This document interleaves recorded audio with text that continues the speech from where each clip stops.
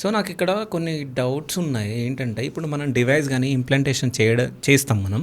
చేసిన తర్వాత ఇప్పుడు ఏంటంటే ఎగ్జాంపుల్ నేను ఏమని చెప్తా అంటే, సో మన ఇంట్లో కానీ ఎక్కడైనా స్కూల్స్లో అంటే మనం చదువుకునేటప్పుడు మేడమ్స్ కానీ అరవకండి రా హెడ్ఏక్ వస్తుంది, సో అరవకండి రా హెడ్ఏక్ వస్తుంది అని చెప్పేసి మనం మాట్లాడతాం. అంటే ఆ అరవడం వల్ల ఆ సౌండ్కి మనకు హెడ్ఏక్ వస్తుంది, అంటే మనకి కనెక్షన్ ఉంది.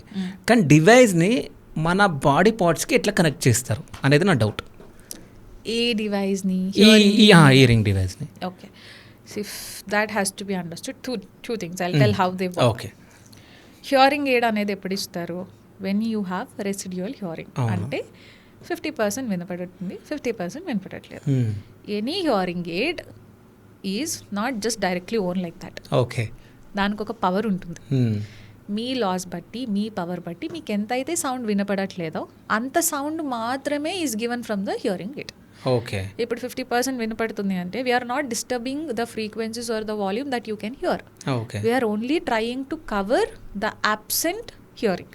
Okay. We're compensating it through the hearing aids. అంతే.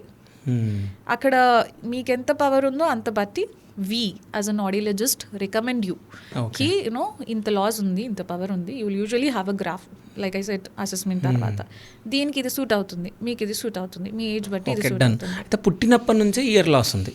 పుట్టినప్పటి నుంచే ఉంది. We have 2 to 3 things to check that. Okay. First thing is like I said అసెస్మెంట్కి వెళ్ళిన తర్వాత 2 outcomes ఏంటంటే కాక్లియా అనే పార్ట్ ఏదైతే like I said cochlear implantation. Okay. మన చెవి మొత్తం ఫామ్ అయింది కానీ పని చేయట్లేదు. అంటే మనకు ఒక అవుట్లైన్ ఉంది కానీ అది పని చేయట్లేదు. అప్పుడు మనం కాక్లియర్ ఇంప్లాంటేషన్ చేయొచ్చు. ఫామే అవ్వలేదు, వీ హ్యావ్ ఫామ్ అవ్వలేదు, నర్వ్ ఉంది, there is a little more complicated implant. Nerve కూడా లేదు, there is nothing that can be done. So outline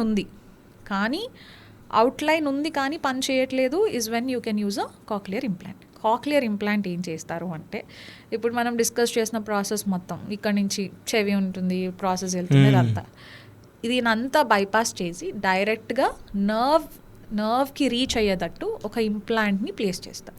okay.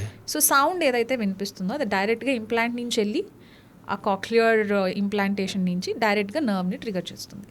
So the entire process that has to be done to the year is now directly done by the implant.